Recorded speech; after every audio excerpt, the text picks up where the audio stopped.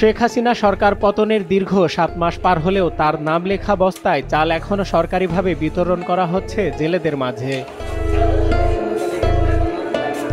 শরীয়তপুরের 4টি উপজেলার বিভিন্ন ইউনিয়নে নিবন্ধিত 15,446 জন জেলের মাঝে ভিজিএফ কর্মসূচির আওতায় এই চাল বিতরণ করা হয়।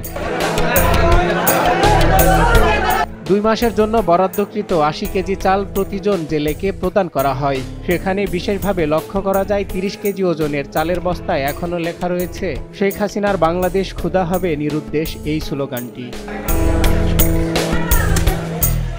কোনো জায়গায় কালো রঙের স্প্রে দিয়ে লেখাটি ঢাকার চেষ্টা করা হলেও অনেক জায়গায় এই লেখার বস্তার চাল জেলেদের মাঝে বিতরণ করা হচ্ছে। জেলার প্রায় সব কয়েকটি ভিজিএফ চাল বিতরণ কেন্দ্রের প্রতিটি 30 কেজি চালের বস্তার উপরে এই লেখাটি দেখা যায়।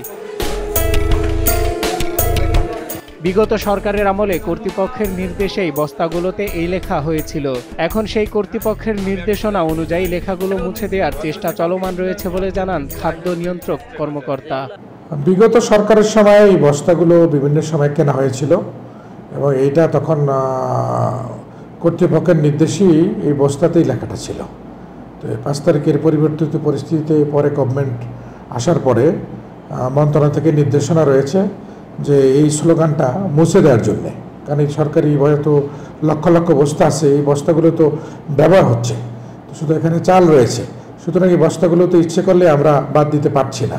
সুতরাং আমরা চেষ্টা করছি যে নির্দেশনা রয়েছে এবং সেই অনুযায়ী মন্ত্রণালয় অধিদপ্তর নির্দেশনা অনুযায়ী আমরা সংশ্লিষ্ট এলএইচডিগুলোতে নির্দেশনা দিয়েছি যে এই নামগুলো মুছে দেওয়ার জন্য, এবং সেই কাজ চলছে।